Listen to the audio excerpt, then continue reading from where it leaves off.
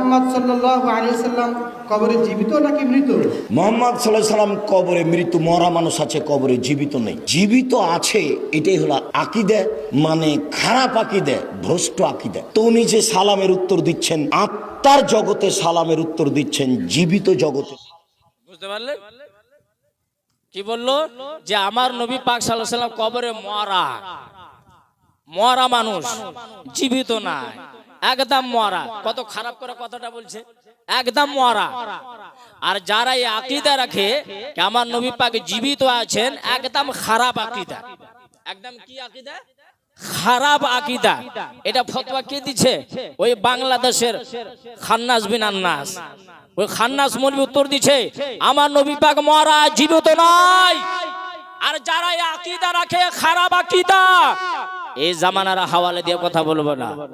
900 হিজরি সালের হাওয়ালা দেব, 700 হিজরি সালের হাওয়ালা দেব, 800 হিজরি সালের হাওয়ালা দেব, 500 হিজরি সালের হাওয়ালা দিব, 900 হিজরি সালের জগৎ বিখ্যাত মুহাদ্দিস ফাকিহ, যাকে মুজাদ্দিদ বলা হয়েছে, জোরে বলবেন না, যাকে মুজাদ্দিদ বলা হয়েছে, আল্লামা জালালউদ্দিন সিউতি রাহমাতুল্লাহি তাআলা আলাইহি, জোরে বলুন সুবহানাল্লাহ। আল্লামা জালালউদ্দিন সিউতি রাহমাতুল্লাহি তাআলা আলাইহি, তিনি ওই একটা কিতাব লিখেছেন। সেই কিতাবের মধ্যে লিখছেন আমার নবী পাক সাল্লাল্লাহু আলাইহি সাল্লাম হায়াত, মানে জীবিত আছেন না মারা গিয়েছে।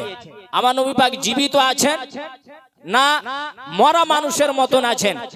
তখন আল্লামা ইমাম জালালউদ্দিন সিউতি রাহমাতুল্লাহ আলাইহি একটি কিতাব লিখেছিলেন। কিতাবের নাম হলো কিতাবুল হাবিলিল ফাতাওয়া, জোরে বলবেন না সুবহানাল্লাহ। কিতাবের নাম কি? কিতাবুল হাবিলিল ফাতাওয়া, কিতাবুল হাবিলিল ফাতাওয়া। সেই কিতাবুল হাবিলিল ফাতাওয়া খণ্ড 2 পৃষ্ঠা নম্বর 317, সেই 317 এর মধ্যে কি লিখছেন? ওয়ালা ইয়ামতানিউ রুয়াতু জাতিহি শরীফাতে বেজাসাদিহি ওয়া রূহিহি, জোরে বলবেন সুবহানাল্লাহ। ইমাম জালালউদ্দিন লিখছেন যে কোন বান্দা যদি চান যে আমি আমার নবীকে দেহু সমেত জিয়ারত লাভ করব, নবীকে দেখব, তো সেটা সম্ভব, জোরে বলুন সুবহানাল্লাহ। কোন বান্দা যদি বলে যে আমি নবীকে দেহু সমেত, বডি সমেত আমি জিয়ারত করতে চাই, নবীর জিয়ারত লাভ করতে চাই, নবীকে দেখতে চাই, ইমাম জালালউদ্দিন সিউতি লিখছেন লা ইয়ামতানিউ, এটা অসম্ভব নয়, সম্ভব, জোরে বলবেন সুবহানাল্লাহ।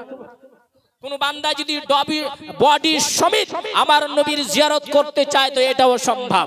কেননা ওয়াযালিকা লিআন্নাহু সাল্লাল্লাহু তাআলা আলাইহি ওয়াসাল্লাম ওয়া সায়রাল আমবিয়া আহয়াউন, জোরে বলবেন সুবহানাল্লাহ। ইমাম জালালউদ্দিন লিখছেন কেননা আমার নবী আর আমার নবী ছাড়া আল্লাহর সমস্ত আম্বিয়া, আল্লাহর সমস্ত নবীগণ নিজ নিজ কবরে জীবিত আছেন, জোরে বলবেন সুবহানাল্লাহ।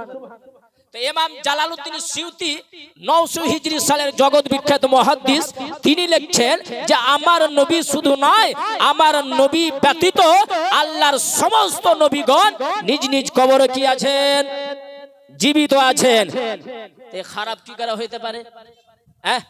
পূর্বের মুহাদ্দিসিনেরা, পূর্বের মুফাসসিরিনেরা, পূর্বের মুহাক্কিকিন গণেরা, আলিম গণেরা, আউলিয়া গণেরা, তারা এই মাসলা লিপিবদ্ধ করেছেন আমার নবী যেমন মদিনার সরজমিনে জীবিত ছিলেন, নিজের কবরেও জীবিত আছেন, জোরে বলবেন সুবহানাল্লাহ।